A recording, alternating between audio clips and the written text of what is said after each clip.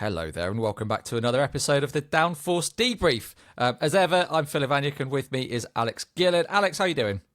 I'm good, thanks. I'm good. Action-packed weekend, lots of racing to watch. I watched also Moto2 and Moto3 as promised this weekend. So yes. With an F1 sprint as well, there was a lot of racing sport to watch over the weekend. There was two all-time great tracks as well with Interlagos for the F1 and Portimao at the MotoGP. But let's start with F1.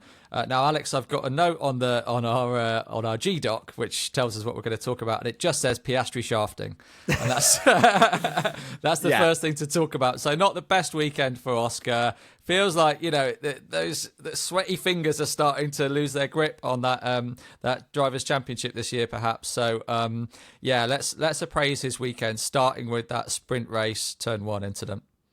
Yeah, I mean, obviously I'm a Piastri fan, right? I gotta be honest though, he's going to lose the championship at this rate. Norris did just outperform him straight up. There's some rumours about him crashing in Baku and they've given him a second car. It's not as good. I'm not sure I believe that. You never know in F1, but he has just not been good enough since then, at the end of the day. I mean, even after all the drama, we'll go back to sprint in a second, even after all the drama in the feature and stuff, he was then ended up second behind Norris, and Norris just ran away. He just hasn't got the pace, regardless of, the outright qualifying laps. Norris is always going to beat him, and I don't know. I'm a new Piastri fan. Maybe I'll be an old Piastri fan soon and give up on him because it's not the sort of driving I like to see, to be honest. But to be honest though, he was shafted this weekend. So in the sprint, turn 3, obviously it was a bit wet and he spun off the curb and crashed out. And my reaction was like, oh no, Oscar, what have you done? What have you done it again? I can't believe it. But having analysed it, Norris went wider than anyone on that curb. Literally, I've gone through the replay of the entire field. Norris was wider than every single other driver on that curb. It just so happened that because he was leading, he got away with it. But in getting away with it, he dragged all the water onto the track and the curb. Which then the drivers behind him, the ones who took the curb were Piastri. He was the first person to take that curb and obviously ended up spinning off. Behind him, Verstappen also took the curb and almost spun off. Actually, a really nice catch from Verstappen, to be fair. Alonso also seemed to take a bit of curb, but seemed to get away with it. And the other two to take curb, Hulkenberg, Colapinto. So basically, everyone who touched that curb just blew up. So it's not like Piastri was the only one, and it was because Norris put water on it. I mean, a lot of those guys took a bit of curb on the previous lap, not quite as much, but they sort of tested it and went, oh yeah, it seems all right, and then took a bit more the next lap, and obviously Norris put water on it, and then it was done. So just, obviously, Norris is not Norris' fault. But just unlucky. Just really unlucky that Norris, once again, like Australia, made the worst mistake. He went wider than Piastri did, and yet Piastri is the one that gets absolutely shafted by it. So, don't get me wrong, he shouldn't have been on the curb, right? He shouldn't have been on the curb. But Norris was on the curb more, and yet Piastri's out, Norris wins. It's just... It's racing, just that's the side of the season. It just goes Norris's way and goes against Piastri. Yeah, I feel like Norris has had his fair share of semi-self-engineered bad luck, though, as well. Obviously, he's had, particularly the first half of the season, just a slew of really bad race starts, getting bogged down, turning a P3 into a P6 within one corner. But he seems to have nailed that. And, ironically, it was by virtue of that he started from the front, that he could make that mistake. He could veer and be a bit more adventurous onto the curb. That meant that Piastri crashed. I felt most sorry for Leclerc because he went really, really deliberate. He could see that there were 3 abreast. He went as cautious as you've ever seen a driver go, really deep into turn 1 of those centre S's to try and avoid the accident. It still wasn't enough, and the tyre burst and delaminated instantly, and then that was Leclerc's race. But again, it's racing. He was the most sort of conscientious, but also came off the worst from it all. So what can you do? Yeah, I mean, Leclerc definitely got unlucky, but I also felt like that incident, I felt, and even Leclerc said that it maybe wasn't Piastri's completely fault. I find this really odd. It looked to me like he was pretty much wheel to wheel before they hit the brakes, Piastri up the inside there. And then, okay, Antonelli managed to outbrake him a little bit. I'm pretty certain, though, if Piastri wasn't locked up, had the exact same line, the exact same speed, everything, wasn't locked up, though, I don't think he'd have got a penalty, which I'm not sure I agree with. Obviously, in theory, locking up looks bad. It looks like you're out of control. I get that. But in reality, he wasn't going deep. He had it stopped. It was an unloaded inside tyre. It wasn't doing much anyway. He had his wheel on the white line. If it meant he ran wide, obviously, fair cop. I felt like that was quite harsh treatment, which, again, has been a bit of a trend of Piastri's season. I go back to Silverstone under that safety car where he supposedly brake-checked the cars behind when they're constantly, warming the brakes under the safety car. And he did it right as the safety car got called, coming in this lap. He hit the brakes to warm the brakes, warm the tyres. Safety car called in this lap. Oh, hold on, you brake-checked him. Like, what? No, it's one of those things. I feel like Piastri has been a bit unlucky this season, but unfortunately, even as a Piastri fan, I've got to admit, at the moment, Norris is a deserving champion. If Piastri keeps driving like he is, it won't even be close. Norris will win it a race early, which would be insane, and he will be the deserving champion. So regardless of any of that, unfortunately, Norris is just doing better. So fingers crossed Piastri can pull something out of the bag in the next round, because we want a close championship fight still. Do you think that penalty was just about the angle of impact? Because it did look bad, right? Whenever you're hitting, it was basically Antonelli's side pod.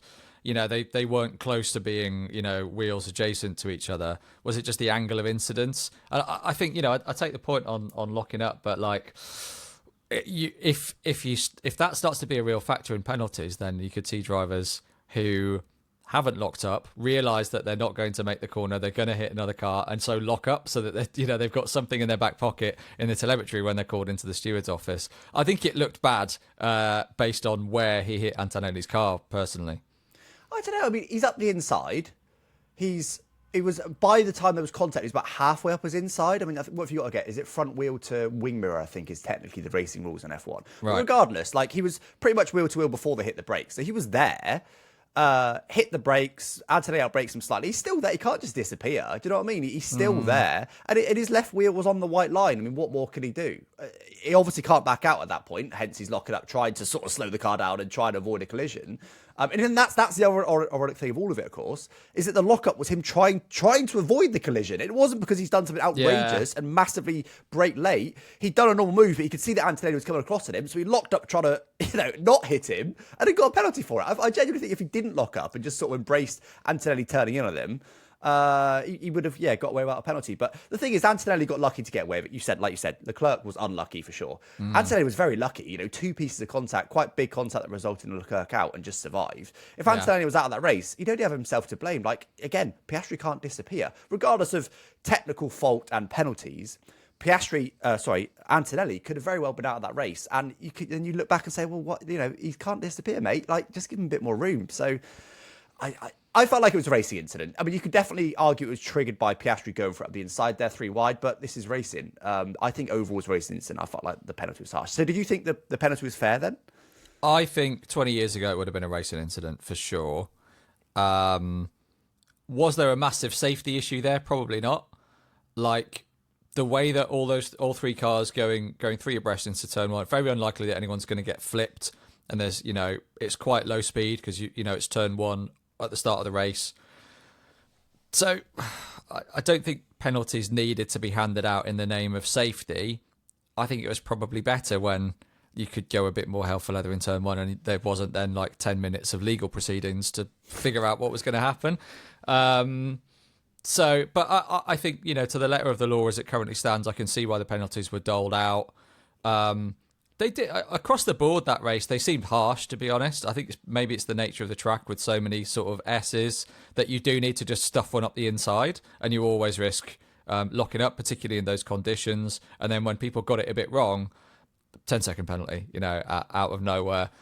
I don't know how I feel about it. I'd rather let him get on with it, let him race. Personally, I think that's a very, very fair point of view. Like I said, there wasn't a major safety issue there. He's not done something outrageous. Like you said, just let him race. Okay, I know someone ended up retiring from it, but they were 3 wide. It was always unlikely to go well, and it was exciting at the end of the day. You don't want to discourage that, do you? You don't want to discourage 3 wide sends on restarts and stuff. That was brilliant. Yeah, so I don't know, bit of a shame to see the penalty, but like I said, I'm always going to not enjoy it that much because I'm a Piastri fan. But after that, once he'd already got the penalty, so obviously had to take the 10-second penalty, McLaren shafted him again.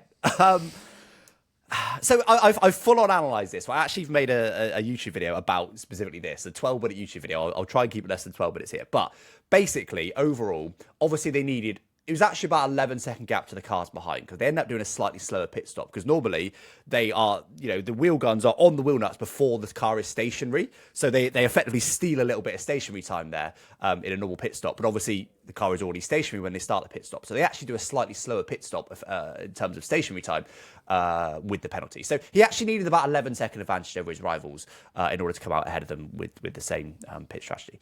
So he was obviously doing reasonably well. He was pulling away from the cars behind. He seemed to have, second best pace. Arguably, Max might have been there or thereabouts maybe, but definitely was a bit slower than Norris, but was quicker than Mercedes. So they were obviously trying to get him a pit stop gap. They didn't do it to Antonelli because Antonelli started on soft, so he pit very early. Russell, they almost got it to Russell, but not quite. But again, Mercedes were never going to let them get that undercut, that 11-second gap. So they got to about 9, maybe even 10, and then pit Russell to make sure that it couldn't happen. But the worst part is, from about lap 2 after the safety car restart, they already had that gap to Max because obviously Max was in a load of traffic starting for the back. By the way, obviously unbelievable performance from Max. And we're not going to talk about it too much because it's a very obvious talking point, but obviously absolutely insane from Max. But so he had the gap to Max, and yet they let Max undercut him, which makes no sense at all. He had this exact same strategy, more or less, as Max. Everyone after the restart ran a variation of medium, soft, 2 mediums and 1 soft. So they let Max undercut him. And look where Max finished, P3. So theoretically, okay, you could argue that Piastri couldn't do what Max did. But theoretically, if they left him ahead of Max, he would have got P3. It ended up P5. It's quite a big difference. So they missed out on that not even an undercut opportunity. They just let Max undercut him. But worse than that is, it's not even like they needed with hindsight, special strategy. If they literally copied Norris's strategy, like for like, except pitted 1 lap later, so let Norris get the undercut, pit Piastri 1 lap later, did the exact same strategy, he would have been always ahead of Max and probably would have gotten P3. Yes, he would have needed to overtake the Mercedes on track, but we saw George fading at the end. Hopefully he would have got him, and he may have struggled to get Antonelli like Max did. But he probably would have been better than he did. But for some reason, they just ran him long, let everyone undercut him, put him behind everybody. And then worse than that, his middle stint, which was on softs, same as Norris, they let Norris do 20 laps on that set of softs.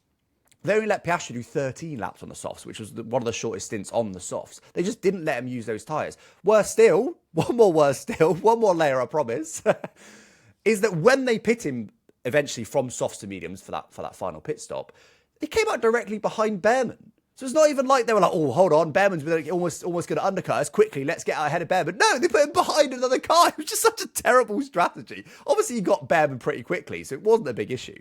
But I honestly looked at the strategy I just cannot comprehend. Other than concentrating fully on George Russell and trying to get that pit stop gap, the 11-second gap to George Russell, which Mercedes were never going to let them get.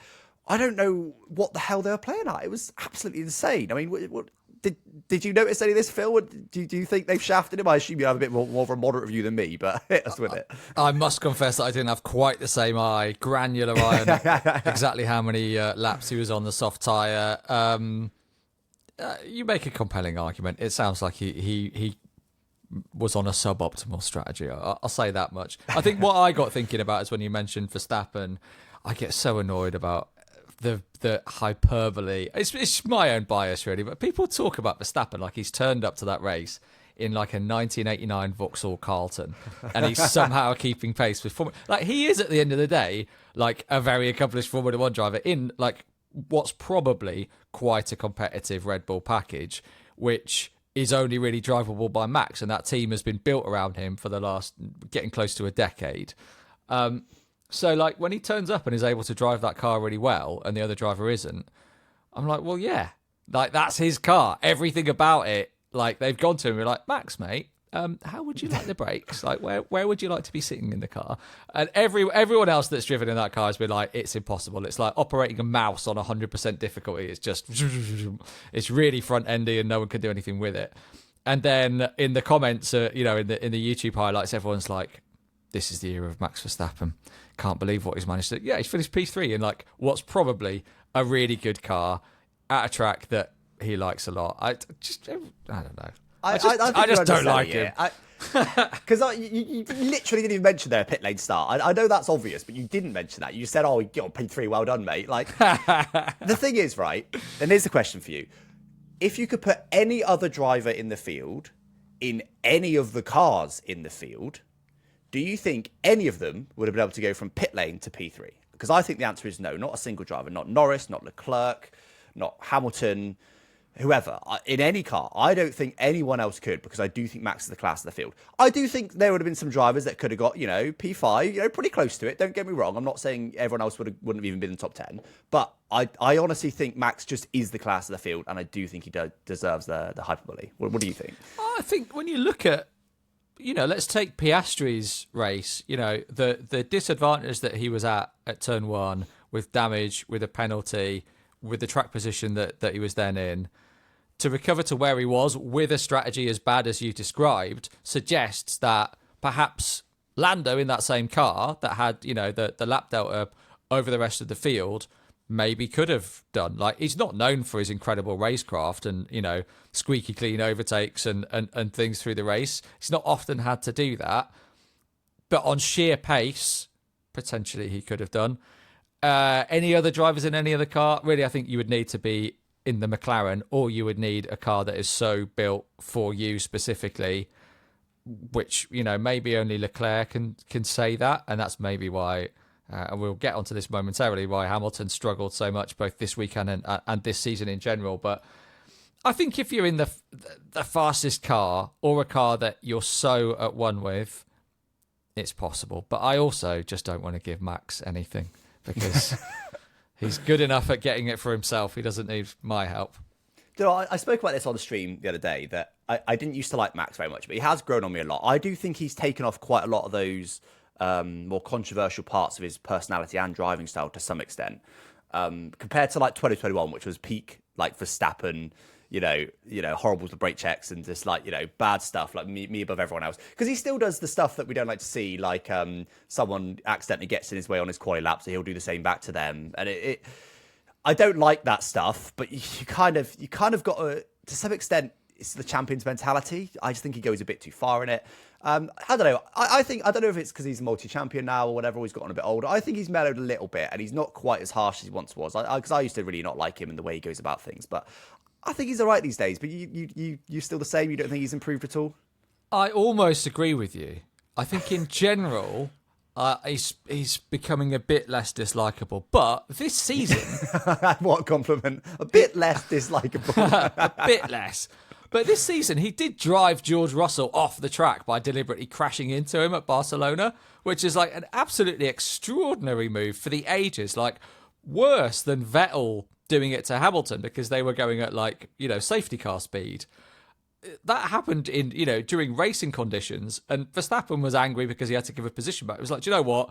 I'm perfectly happy for Russell to just get in that gravel trap. A bit like when he almost killed Lewis Hamilton at Monza, when he ended up with his car kind of like there on Lewis's head, and it was like, oh, should I have given you a bit more space, mate? Oh, sorry about that. Sorry.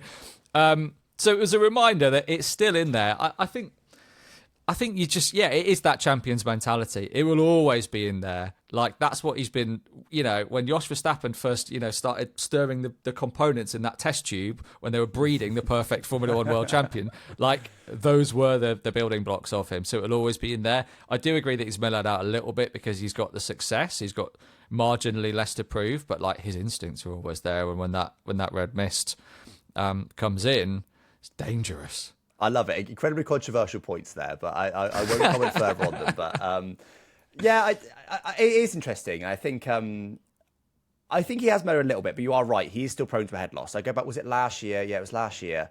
Norris in Mexico. Similar sort of thing to Russell. Just like no intention of even thinking about making the corner. Like, I don't like that stuff at all. Yeah.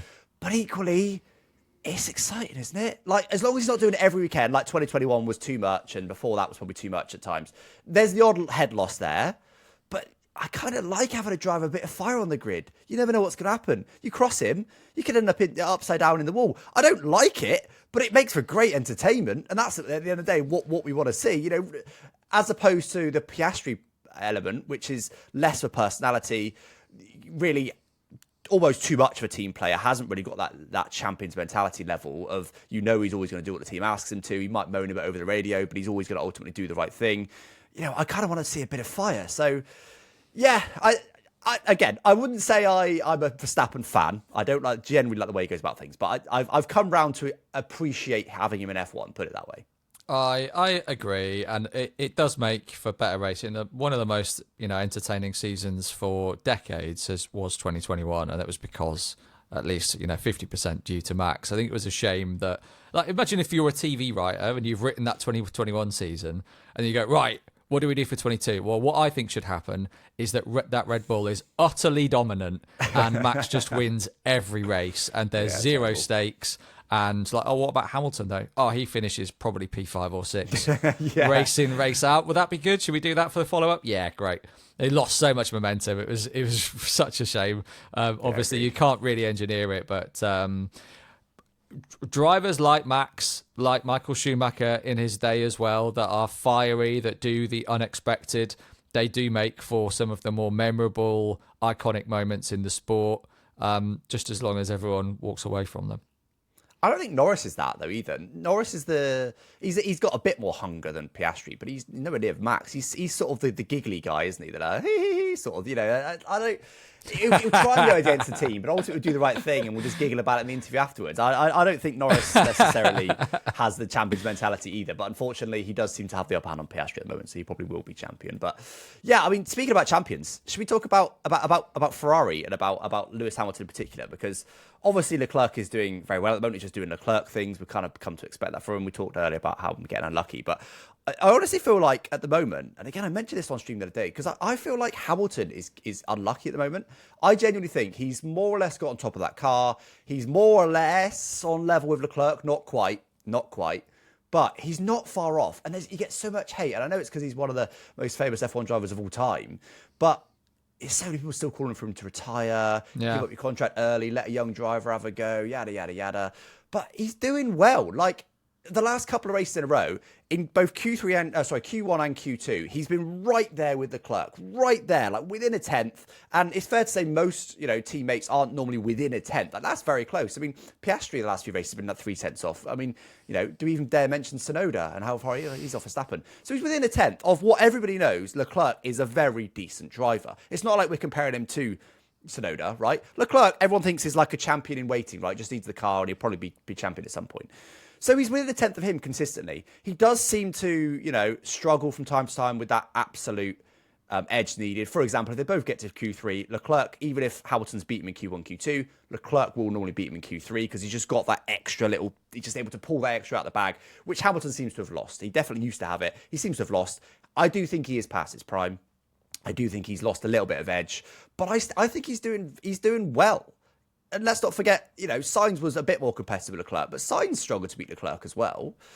I think he's right there. He's just getting unlucky at the kind of ultimate times. Look at the sprint race, for example, right? He had a great start on medium tyres. He was right behind Leclerc. Leclerc was on softs, struggling to get past Alonso in front. But Leclerc's softs would have died. We know that. But there happened to be a red flag, so then Leclerc switched to mediums. So then they both had the same tyres, so Leclerc obviously eventually ends up getting Alonso, which took him long enough, by the way. He was on fading softs. And then Hamilton ends up behind. But Hamilton would have beaten him in that sprint because he had mediums versus Leclerc softs. He almost certainly would have beaten him, but wasn't able to show that because of the red flag. Qualifying, obviously, tends to not go his way at the moment, but again, it tends to be pretty close. He was, a tenth away from Leclerc in Q2, and he's out and Leclerc's through. I honestly feel like Hamilton's, is getting unlucky, and people don't really appreciate how close he is to Leclerc. I think now, first half of the season, not so much. Now, he's doing a very good job, and honestly, I do hope he gets a podium at some point just to show that a little bit, because he is doing better. It just isn't coming together for him. I mean, what do you think? Do you think he's doing well, or are you calling for him to retire as well? Well, this is the quote that he gave to Sky Sports after the race. He said, "This is a nightmare, and I've been living it for a while. The flip between the dream of driving for this amazing team and the nightmare of the results we've had, the ups and downs, it's challenging." I think maybe, with regards to like why people hate him, maybe there's something about his demeanour in press conferences as well that contributes to that. Personally, I really like him. But he seems really down at the moment. And there have been moments in post-race interviews in particular where he's like, I don't know why I'm slow. I don't know why that happened. I'm just bad. Maybe they need to hire a different driver. I actually think that's been a while, though. That was sort of end of the first half of the season when he was saying that, because he was just off the pace and couldn't figure it out. But now he's consistently on the pace, and he's just sort of going, just didn't go my way. And that's what's getting him down, is because he has figured it out, and he just hasn't been able to show it. Yeah. There was this is the most Hamilton quote possible as well, but there was a bit more positivity from him in that same interview. He says, where we're really just having to fight through those hardships at the moment. I have to believe that those hardships lead to. I believe there's something extraordinary up ahead in my life and in my destiny. Very hashtag blessed for him. Yeah, it is. So. I don't know I don't know how to appraise this first season at Ferrari. It's gone a bit like his last season at Mercedes. It's just disappointing. You're willing for the sake of the sport, for the sake of the drama, you're willing this comeback story where something clicks and he reveals the Hamilton that we knew and either loved or hated or were a bit bored of and switched off after 10 minutes during the Mercedes era. And that hasn't happened yet at Ferrari. I would love to believe that he's building something and there's something magnificent in his destiny, as he says. Given Leclerc's struggles with that team, maybe there's just something organizational, operational at Ferrari that just isn't quite capable of keeping pace with the front running cars, and so he finds himself where he is. And he's also in a moment in his life where he will be aware that the entire world's going, what's going on with Hamilton? He needs to show us that he was the driver that he once was. Like, his stock is sort of plummeting, and if he retires at the end of this season, say, which he won't, versus at the end of 21, which apparently he came quite close to, how will people reflect on his career? How good a driver would he seem if he'd stopped right then at his peak when it was like, he got screwed over, but he would have been the 8-time world champion, versus, he just kind of tapered off and couldn't quite get on with the ground effect cars, and maybe he wasn't that great after all. That must be on his mind. He must be so frustrated and keen to prove. He's had that fire in him his whole career. He must be so keen to prove that he is that guy that can adapt, that can dominate across different eras, and for whatever reason, it just hasn't quite clicked. I think it's probably as simple as like wrong team, wrong time at the moment. Mercedes isn't a team that can win championships post ground effect era, and neither is Ferrari. So let's wait and see. Maybe Lewis's fortune tellers are onto something, but very difficult season to appraise. I guess it's at least a bit impressive that he seems pretty in tune with the car, as you say, in his first season after spending such a long time at Mercedes, where again that team was basically built around him for a long time. So he's adjusted fairly quickly. Let's just hope that there's something a bit more spectacular and encouraging to talk about next year.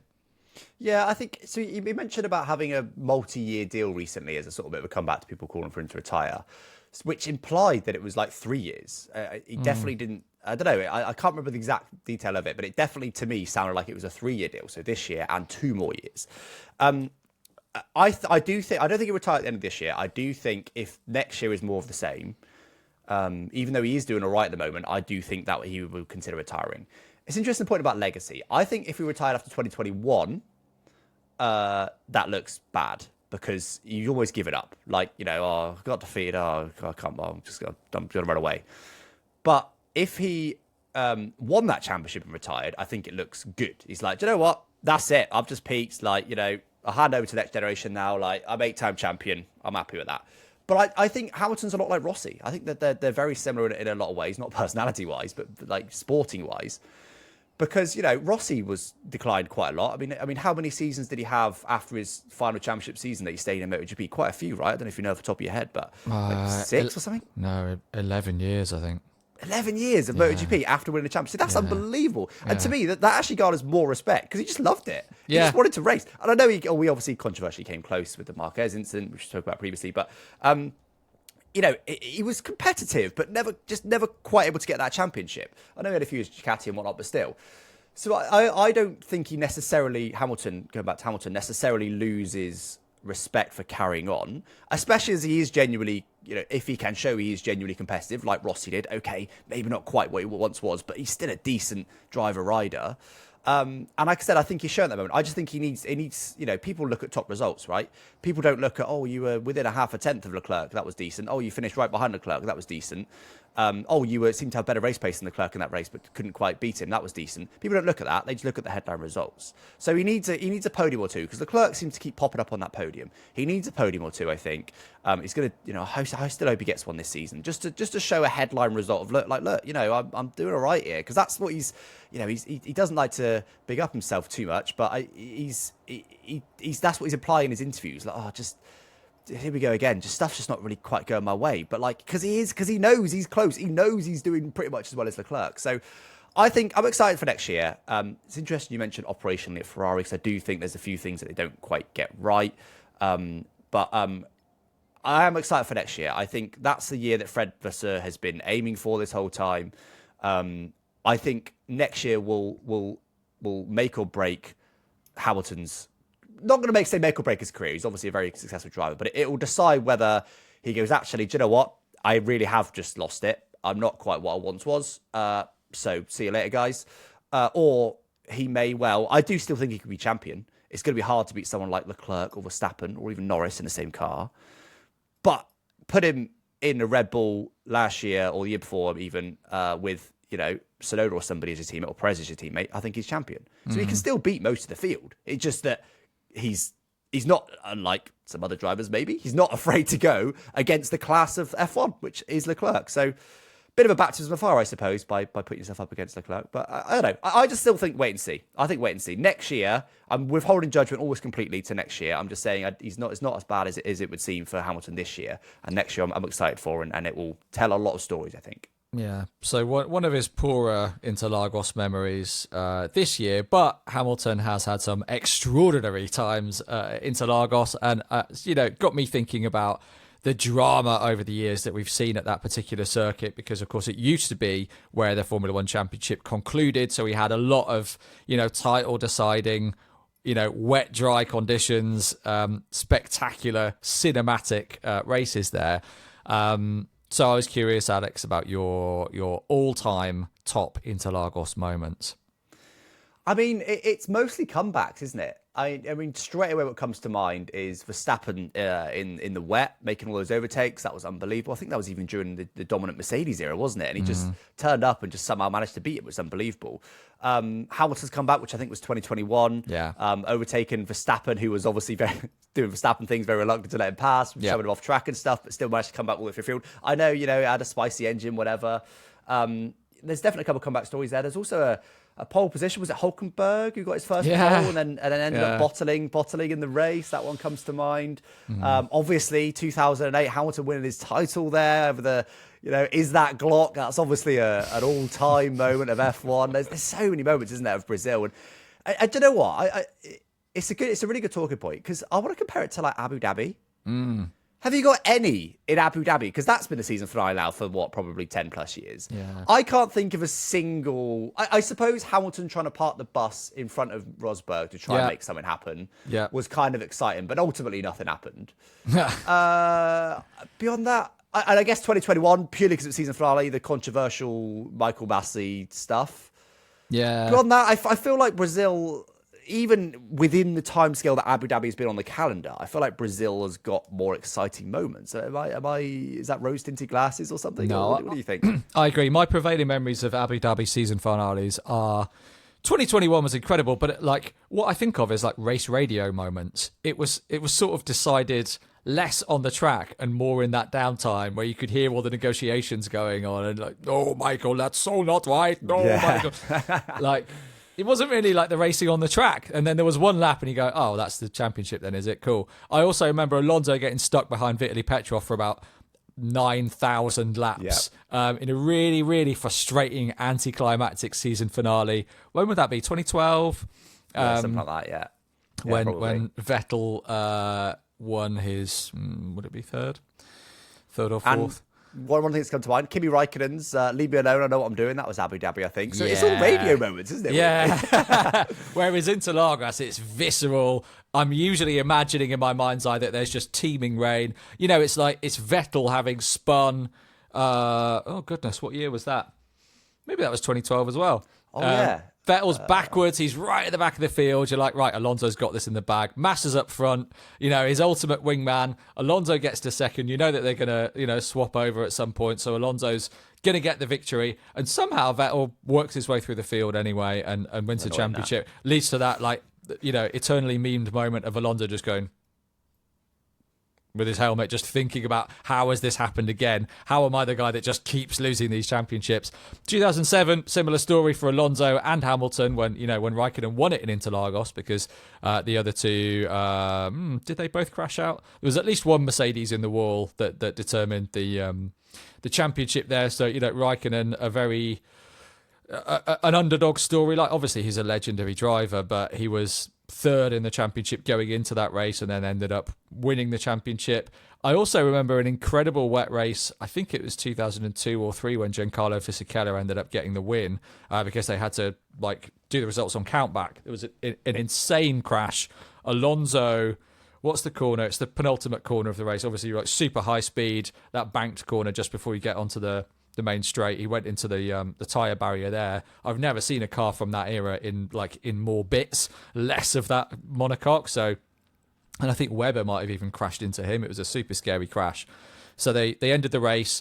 They put, I think, Raikkonen, they gave him the victory, and then they had to do an embarrassing little post-podium thing the next day in somewhere like Northampton, and just gave Fisichella his trophy instead. That was a really memorable one. But for me, one of the all-time great sporting moments, let alone Formula One, is 2008, and I was gutted about it at the time. I wanted nothing more than Felipe Massa to win that championship, and the way that he conducted himself that day, it gives me goosebumps to think about even now, because he was the world championship for about 4 corners. You saw his brother and his dad. The Massa family, by the way, what a family resemblance. This you don't go, oh, would that be his brother?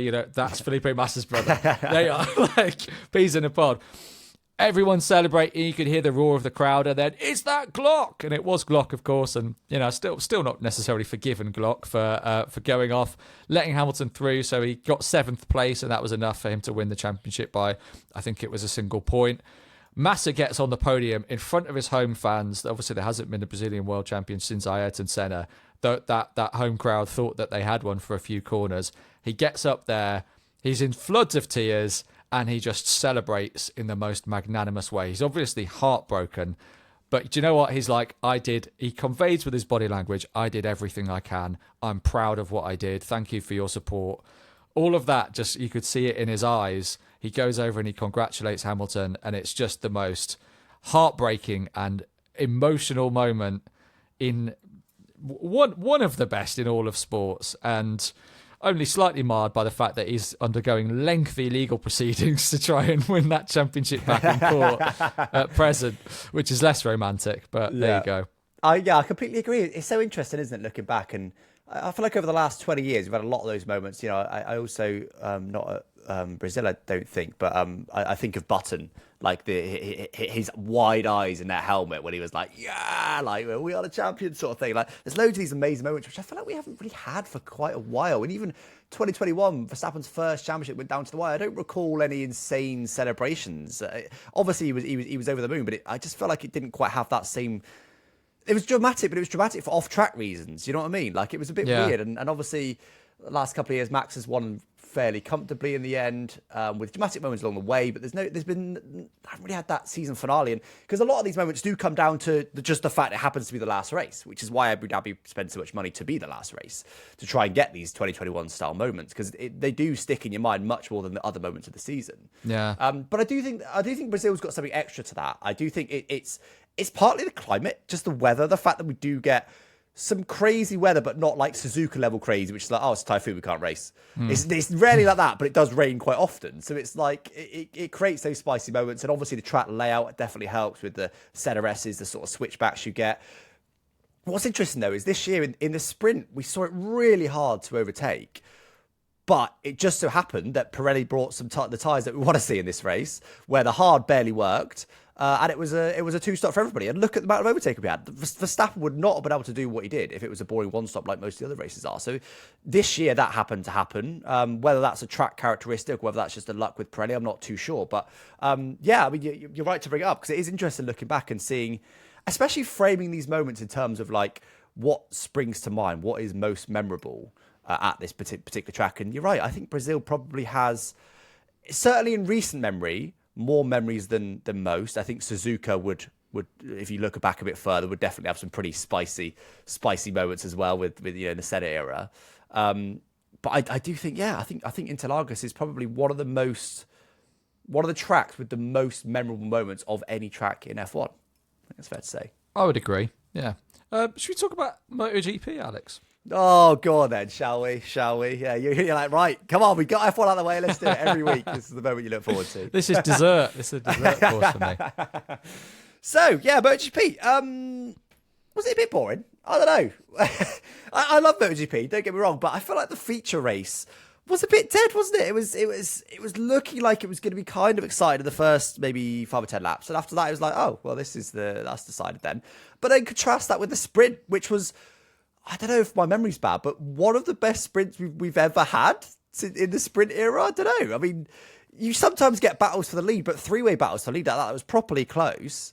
A lot of back and forth, obviously you got Acosta there on the edge of his first win. I know it's only a sprint win, but he's not one either somehow.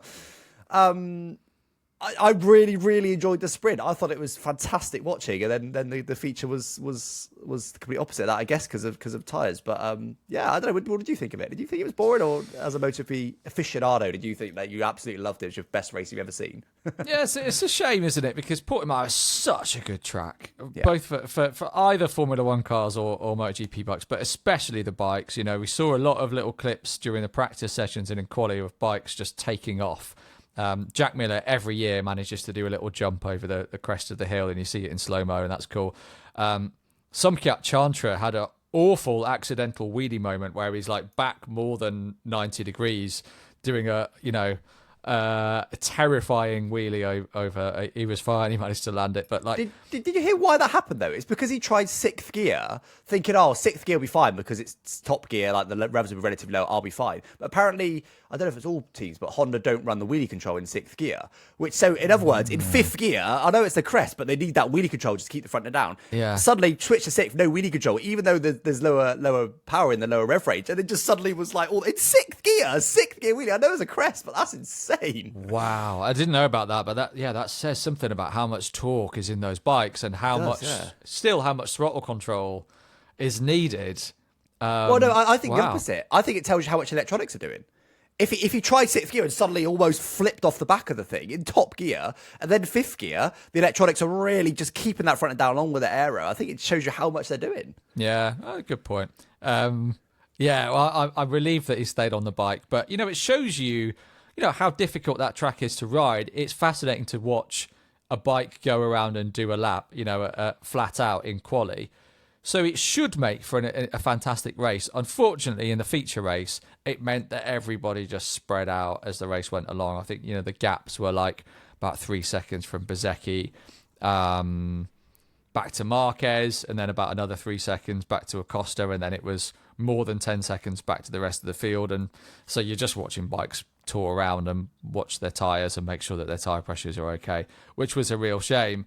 I feel like there were storylines that went unwritten. You mentioned Acosta. There's been a lot of chat on socials about Acosta not having won a race yet, and could this be the time? Obviously, Marc Marquez is out of the picture for the rest of the season, so it's a good moment in theory for riders like Acosta to capitalise on that and get the monkey off their back. He almost did it in the sprint. He was within a tenth, I think, of Alex Marquez, but in the feature race in the end, he was some way distant. It's nice to see Bez win, but he didn't do it in particularly dramatic fashion. And there weren't really like massive outliers either. Like previously, we've seen people like Joan Mir get right up there, get themselves podiums, or Luca Marini, or we've had been spoiled by some first-time winners with Raul Fernandez. There was nothing like that this time, so it just felt a little bit flat. I don't know if as a Marquez fan, this might be hypocritical, but a Bez win's kind of boring. I mean, obviously it was exciting. It was exciting recently when he, the Aprilia was first there. But if he's going to keep doing that, I feel like he's too good. He just gets to the front, nothing will happen, and he just goes on and wins. But I think that's probably hypocritical. But I don't know. I guess it's because at the moment his teammates are nowhere near him, right? You know, we've got Martin on the sidelines still. Ralph Fernandez randomly turned up to one race, and then has been back to Ralph Fernandez mode after that. Yeah, there's nowhere pretty anywhere near him. So I feel like it's almost like Verstappen in Red Bull levels. If he gets a bike that's capable of doing that, he'll just dominate, and I'll be like, oh, cool, he's won again. Well, I feel differently because it's hard to sort of place Bez's stock, right? So he had a pretty good rookie season, and then he was sort of anonymous last year, and now he's back and looks like, you know, potentially a title contender at some point in his career. So it's like, it's just quite exciting to sort of try and plot that arc for him. And, you know, it seems like actually he's a more talented rider than perhaps we thought during the first few years of his career. He can't help it if he's really good and he just rides away from everybody. I know he can't, but that doesn't mean he's any less boring to watch. I must say I found it way more boring to watch Marquez win by like a really controlled 3 seconds every race, every sprint for about 10 in a row. I think that's been pretty dull. I think there's just a bit more spice to it with it. You know, Aprilia, you know, prior to 2022, I don't think they'd had a top 6. And so to watch them win quite consistently with Bezzecchi, who, you know, we're still figuring out how good he is, I think is just good for the sport. But it would be nice if MotoGP feature races could be contrived to run as closely as that sprint race did. And that's how MotoGP used to be. You know, when we talk about the immortals of the sport back in the days when it was Rossi, Lorenzo, Stoner, Pedrosa, Marquez, I suppose. They used to race that you know, that flat out and that close together for a good portion of the race. It's less the case these days. I feel like people have to manage things a little bit better. Maybe they're just a bit smarter and ride less close to the edge as the race goes on. I just felt like the circuit deserved more, but unfortunately, it just means the nature of that circuit means that as spectacular as it is to watch one bike go across it, when you watch 20 bikes go across it, then the field really spreads out and bit of a damp squib. Yeah, I'm just wondering why it is, because it was a high tyre degradation circuit, right? But to me, normally that spices things up, because often it's a bit of a slow burner. At the end, you'll get someone who's really saved their tyres and they'll be flying through. We just didn't really get that. Just nothing really happened. I mean, Marquez faded a bit at the last lap or two, similar to in the sprint, but Costa ran him close, but I don't know. It nothing really happened. I don't really know why, unless it is the fact that it's such an awesome circuit. It's a bit of a roller coaster, and they need the aero to be able to keep the front down over the crest. But if you're the dirty over another bike, you don't get so much aero. Could be something to do with that, maybe, that made it extra bad. But it's just weird that we didn't see that in the sprint, though. But obviously the sprint wasn't a tyre wear. I don't know. I just find it. Yeah, I find it strange. Hopefully it's a bit of a one-off. We do get, you know. I always say you need the boring races to make the better races seem better. If every race is a banger, that becomes the normal, if you know what I mean. Whereas this kind of resets our normal back down a little bit. So next week or next time when we get a banger, hopefully in the finale in Valencia, hopefully it's an amazing race. But I want to speak about I'm going to butcher his name, Nikola Bulaga. Is that close? Is that close enough? Yeah. There you go. All right. I'm glad Ducati did this because. The obvious choice is obviously Michele Pirro, their test rider that they run all the time, which we know he's gonna struggle for points. Maybe valuable for data, but you know, if we're replacing Marc Marquez, I want to see someone more than's going to trot around in P18. So I'm glad to see someone get a go, especially someone from World Superbikes. I don't know much about him other than what I've read this week. But I thought he did pretty well. I don't know if you agree. I mean, he rode a MotoGP bike, or certainly the Ducati MotoGP bike for the first time. Was it like last week or the week before? That's when they made the decision. Actually, yeah, I'll give this a go. I can deal with this. And he was sort of saying, yeah, it's like, for the most part, it's only a little bit different here and there to superbikes. But things like the tyres take quite a lot of adjusting. It's just a lot of little things, and the ride height devices and all these things just add up to it being actually quite complex. I'm having to think how I ride. Once it becomes natural, I'll be better. And I thought he did well. I mean, he scored a point, which is more than Pirro managed to do. I thought it was an impressive debut, but he did end up 32 seconds off the leader, so clearly he wasn't in on that bike. So it clearly wasn't unbelievable. How do you assess Baliga's performance? I've got a bit of a guilty pleasure, and I'm not sure why, whenever World Superbike riders come over and do a wildcard ride in MotoGP. I think because it wasn't the case with Buliga this time, but there's generally a bit of hype and a bit of bravado around it. I remember when Alvaro Bautista, who was a very experienced MotoGP rider, went over to World Superbikes, won a championship there, regular race winner, and then he got a wildcard ride back with the Ducati. And I think it was maybe his agent saying that he's dreaming of a win. He's going all out for this. And it's like, mate, you can't just turn up and come on. You can't just pop back in and win in MotoGP. Jonathan Rea as well, one of the most decorated, accomplished riders in World Superbikes history. I think he used to say that, had he been given more of a chance in MotoGP, then he would have been really competitive and could have won. And I think because World Superbikes is sort of seen as like the little brother to, the Formula One of two bikes, which is MotoGP, these riders do feel like they have a lot to prove, that they can cut it at the very top category.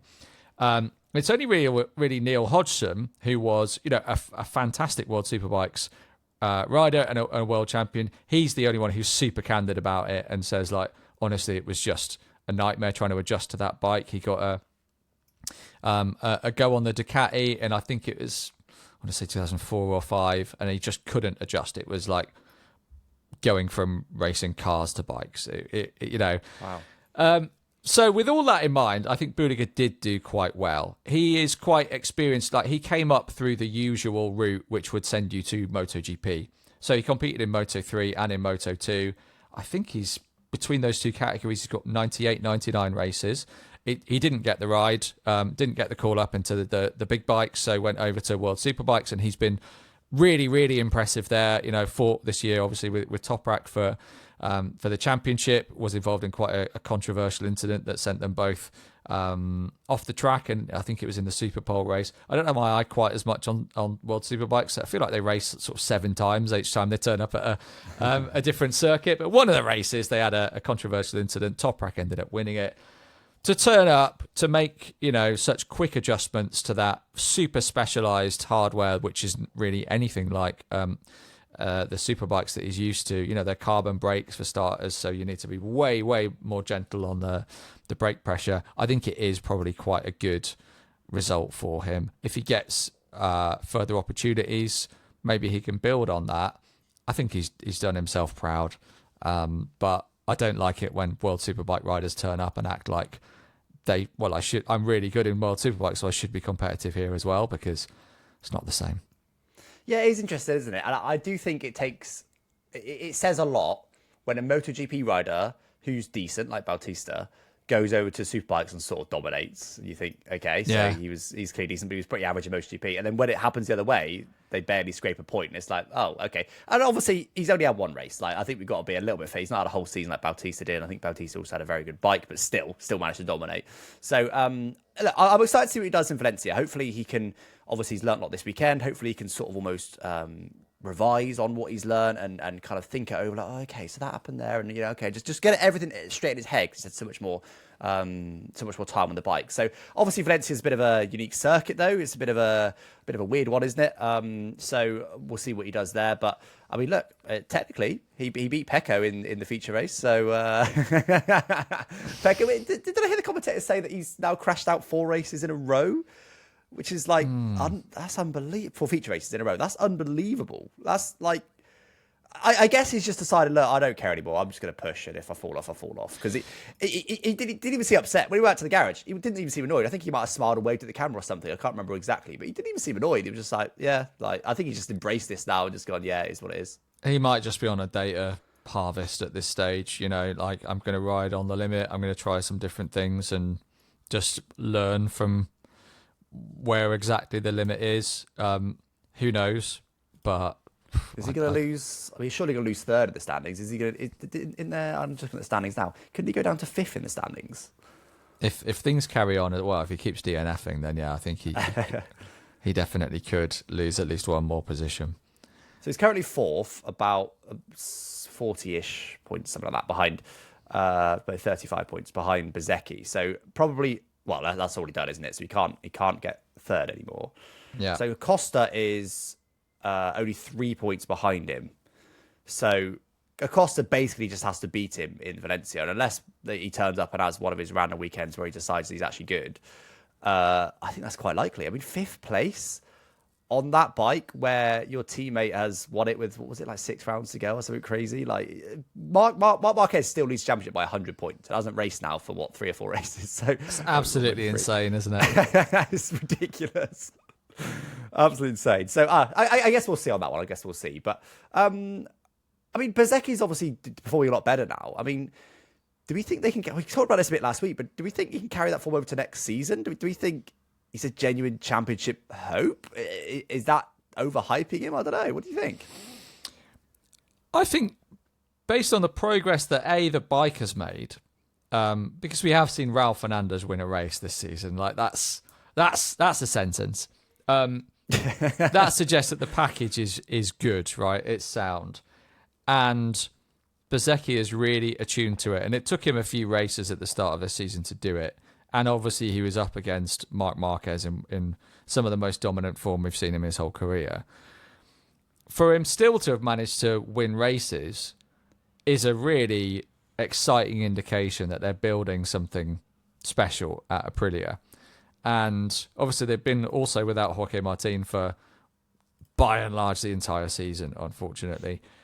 Martin wants to come back and try and race at Valencia. I don't know if it's a good idea or not. He needs to pass a medical when he gets there, but he wants to race. I think he just, he'll feel better through all of the winter if he's like, at least I've made it back for the last one in front of my home fans. I've got a few laps to understand the bike before we get into testing. Martin's a fast rider. If he is able to, contribute to developing it over the winter, then that package is going to get even better. But I think it will be Bez leading the way just because of the amount of time that Martin's missed, and it takes a long time to get back to the sort of form that Bezecchi's on. I don't know if it will be next season or maybe 27 when all the major rule changes come in, but it feels like they're really cooking something special there. And I think Bezecchi and Alex Marquez have been the only riders this year who can go down the road with Marc Marquez. So who knows? It would be great to see Bez emerge as a real challenger. I think it would be really great for the sport. I think he's the right sort of character for it as well. There's a bit of a charisma vacuum in MotoGP at the moment. Like, Acosta's doing his bit. He's a big personality.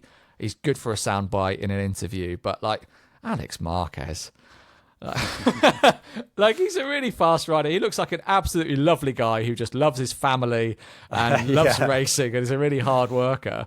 It's a bit like Pecco Bagnaia as well. He's just such a shy, retiring, gentlemanly guy. But this doesn't really make for what's going to happen next weekend between these lovely people who respect each other loads. You want it to be between, distinct personalities like Bez, who can be really sharp. He's I don't know how well he gets on with Marc Marquez now, but towards the end of last year, I think it was 23 actually, they came together a few times and he started really building up this vendetta against Marquez. I think we need a bit more of that. He's a personality and we need more of those right at the top to generate a bit more interest in MotoGP. So very long answer to that question is I hope so. What do you think? I'm just looking at the standings here. So the top 8 in the rider standings as it stands, 1, 2, 3, 4, 5, 6 of them are Ducati still. So although it feels like Ducati's been a bit less dominant this season, it's been the Marc Marquez show. Well, I guess the first half was also Alex, so it's still looking pretty dominant. Second half of the season's definitely felt less dominant by Ducati, for sure, in general. And obviously they had a decent race in Portimao. I think they were able to recover quite well. But it's the only people that are able to get inside that top 8 are not on a Ducati is Acosta and Bezecchi.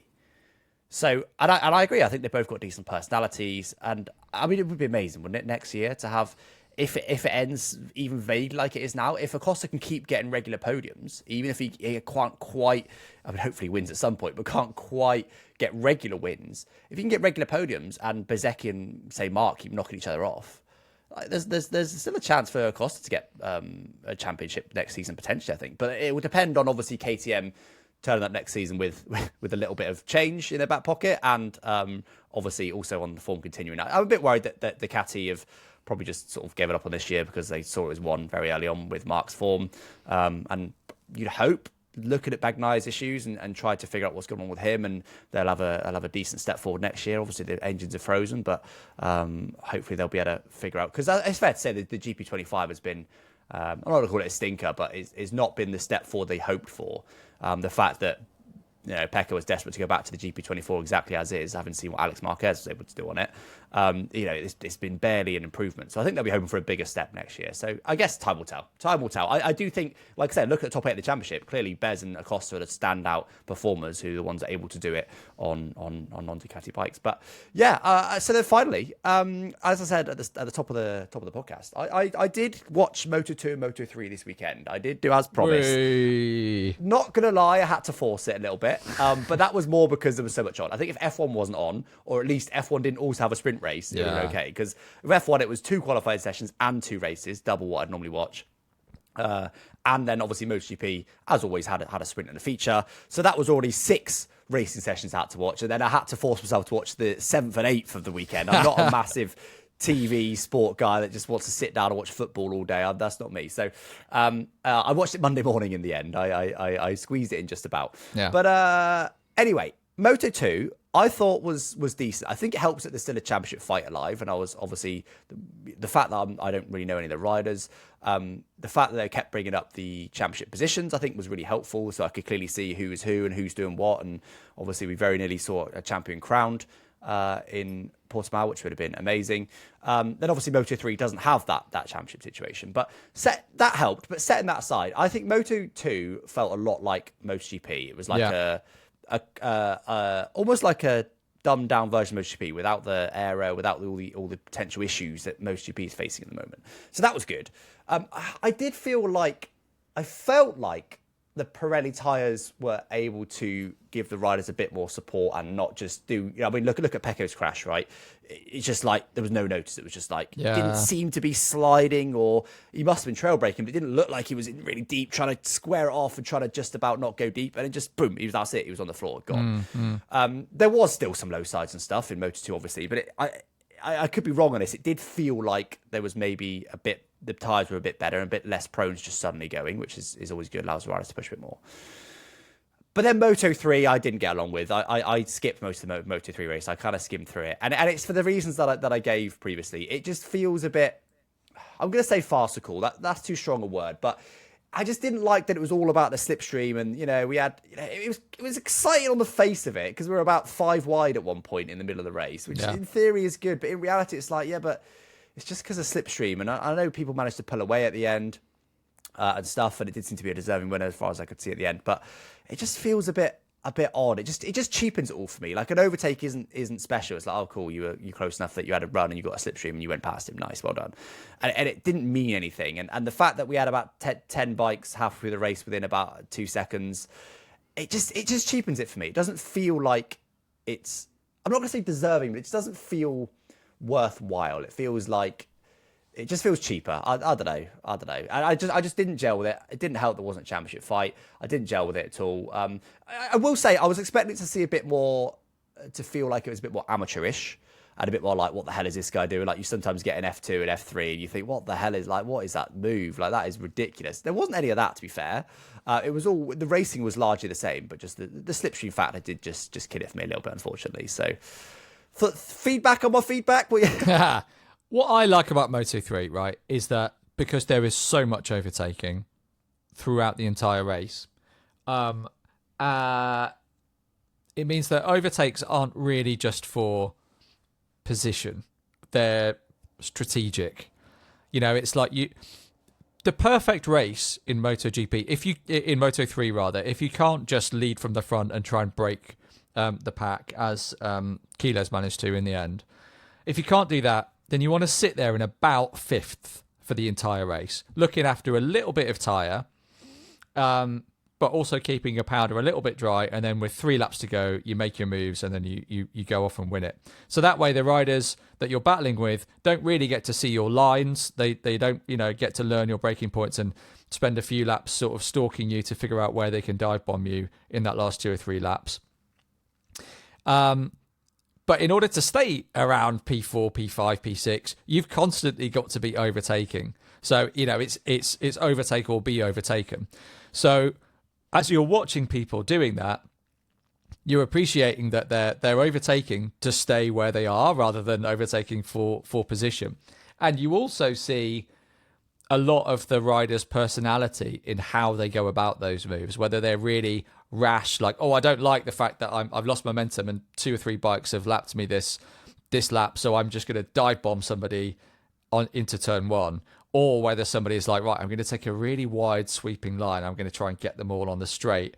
Riders go about that task in different ways. They think it through in different ways, and you really see it, everything from their body position to their approach and when they pick their moments. That's what I find fascinating about it. But it took probably quite a while before I started watching it that way, and my initial hook was, what are they doing 5 abreast? That's going to go wrong. And I just found that very spectacular. So, I could understand why somebody might bounce off it, particularly when you don't, it's a really big grid as well. And it's just a bunch of names of, anonymous riders.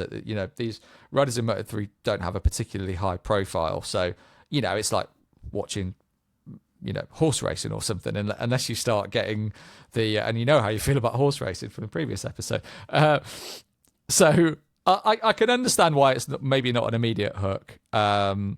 I'm not going to say you need to watch, 10 more of them before you can appreciate it. But if you were to independently, then maybe you'd start enjoying it a little bit more in different terms. I think Moto2 tends to be a bit more. Go on. Hold on, mate. I can't hear you. Oh, sorry, my bad. I accidentally muted. I don't even know how I did that. Apparently I muted my microphone, but I didn't even realize I touched it. My bad. Just want to say on Moto3 before you move on to Moto2. I did notice it was quite tactical. I did notice that it wasn't just a case of just like random overtakes, like easy slipstream overtakes. I did notice that it was definitely a tactic in sending it in the right places and not losing too much time and yada, yada, yada. I did notice that, and I did, to some extent, enjoy that. I think the key moment for me was when whoever it was that was leading the first half, who I think was on soft tyres, he went from first and almost out of slipstream range, never quite got there because he's never got more than about half a second, to like 5th in half a lap through no mistakes. He didn't do anything wrong. He just, and his tyres were fading, but it's not like his tyres had died. And then just was suddenly in 5th place. And I was like, what is that? Like, that's ridiculous. Like, he's ridden well and now he's in 5th place through no real fault of his own, which is the bit I didn't really like. But yeah, I see the tactics. I think if you're a rider, I think it's probably quite interesting tactical. I thought as a viewer, in theory, it's exciting with them being 5 wide. I find it a bit farcical, and it just wasn't for me. But I definitely get what you're saying. But go on, Moto2. Moto2 generally I find a bit more boring because you don't get those 5 abreast overtakes, but at the same time they're not the same. The stakes aren't as high because it's not the premier category. The riders' profiles aren't as high, so it's like an awkward, halfway house sometimes, and the races have a way of stretching out a little bit. This race was good. This season in Moto2 has been really strong because Manu Gonzalez began in really dominant fashion. Diogo Moreira has clawed it back and now has all the momentum with him, and is very, very likely now to become the Moto2 world champion. I always keep my eye on Isan Guevara, as I've mentioned before, because I loved watching him in Moto3, and I just really want him to somehow one day make his way up to MotoGP. He's made great progress this season, and he qualified really poorly in 18th. He's into the top 10 within the first lap, I think. Didn't make much further progress from there, but that was quite exciting to see. I think it's a bit more possible in Moto2 to see those like very dramatic starts where a rider might make up half the grid. Unless it's Brad Binder, you don't tend to see that as much in MotoGP. But were it not for the championship stakes, I could have maybe left Moto2 and just like looked at the result and gone, okay, cool. That's my feeling on it. We had 4 bikes within a second of the finish, of the lead at the line, and I did find it interesting because obviously not having seen the previous season, hearing what the commentators said about Gonzalez and Moreira and stuff, and I thought that was interesting. I did get the vibe, and I actually thought the commentators mostly did a good job of kind of keeping me largely up to date on. I didn't know who the hell they were talking about, but like saying about how Moreira's got the momentum and second half he's been winning, and Gonzalez hasn't won for quite a while. I think they mentioned all this information they were able to give, and I actually really like that. However, I've got one bone to pick with the commentators, and this applies to MotoGP, and I've noticed it at MotoGP, but it really stood out, the fact that the same applied to Moto2 and Moto3, I think Moto3, is they love to hype up somebody on the brakes. They love to claim that every driver is the better rider, is the best rider on the brakes. They're like, oh, you have to brake late on that, so I'll brake that guy who's so incredible on the brakes. They just say it about everybody. And I watch MotoGP, their video pass thing is how I watch rather than on TNT. Is it TNT Sports is on now? Yeah, that's right. So I watch MotoGP, so I don't know who the commentators are there, but they're really good, except for that. If they're listening, one little bit of feedback: not every single rider can be the best rider on the brakes. You can't just keep saying that. And I think the idea is nice, right? To say like that was a really good defense. The fact he's able to break that late, or he was able to break even later than that guy. Like, I get the idea of hyping that up and saying that was impressive, because it is impressive. And they would never say the other way around. They'd never say, oh, this guy's not great on the brakes, because their job is to hype up the race. So they're doing a good job. It grates a bit when they apply that at every rider. Have you noticed this at all? Which one do you watch? Do you watch MotoGP or TNT? I watch it on TNT. So, but there are parallels, and I think Neil Hodgson is always one to sort of big up certain riders on the brakes. I think there's also, you will hear multiple times a weekend that like the all action, whoever it is, it's all action, isn't he, Dennis Onchu? Or like, the all action Adrian Fernandez. I think like these words get, when you're doing live broadcasting, I think these words just get stuck in your head. But there's an incredible old, like the MotoGP classics come up on YouTube. So they show like entire races from previous years. There's one race where I forget the name of the commentator at the time. It's sort of like late 2000s, where the phrase "absolutely flying" turns up so many times that if you were to play a drinking game where you have to drink every time he says, Christopher Mullen is absolutely flying, you would be in hospital. Like, everyone is absolutely flying every time he mentions any rider. I mean, I don't envy them doing the live broadcast, because I think I would end up saying the same thing over and over again, but it is hilarious. There was also, on the rider's part, there was this weird, like, groupthink meme that took over about 3 years ago, where every time it would show that shot where like a rider having crashed or having not made it to Q2, or just something not positive's happened. You'd see the rider like sat there back in the pits with their engineer, and they'd realise they were on camera, and they'd go like that, like next time, onto the next one. Like, we keep racing, and it was like everyone. So those things happen. I quite enjoy noticing the memes as they develop. I did used to watch BT Sports a little bit back in the day, but now I do MotoGP directly. But I have to say, though, I do want to highlight that they do a very, very good job. I really like the commentary. I prefer actually their commentary team over the F1 TV commentary team, even though I think the F1 TV do a decent job as well. But I think they do a very, very good job.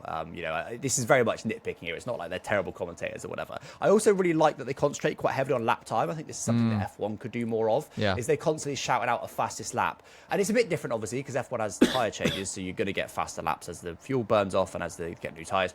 But they constantly concentrate. This person gained half a second on this person, and they constantly looking at that. Whereas F1, the commentators, or at least primarily Crofty and Brundle and stuff, don't concentrate that heavily on lap times. Not really. They look at gaps, and we get the pop-ups showing like overtaking X distant X amount of time, or we do get the pop-ups that show it a little bit, but the commentators don't really mention that much in F1, but MotoGP they do, and I do feel like it really adds something, because it shows a bit of depth of what's going on in the race. Like, just because this bloke is P5, he's just gone quick in the leaders. Like, I want that highlighted. F1 would never highlight that, or very rarely highlight that.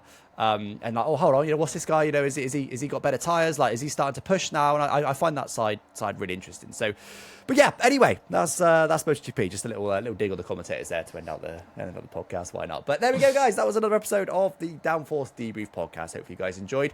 As always, give us any feedback down in the comments. We're always reading your comments. Always looking to improve. But I feel like we've settled into a fairly good format. We changed it up slightly today and sort of effectively becoming each other's guests for the F1 and MotoGP segments, which I feel like worked quite well. So I've been quite enjoying these podcasts. So thank you to Phil for joining me. Hope you guys have enjoyed too. Drop a follow if you haven't already, and we'll catch you next time.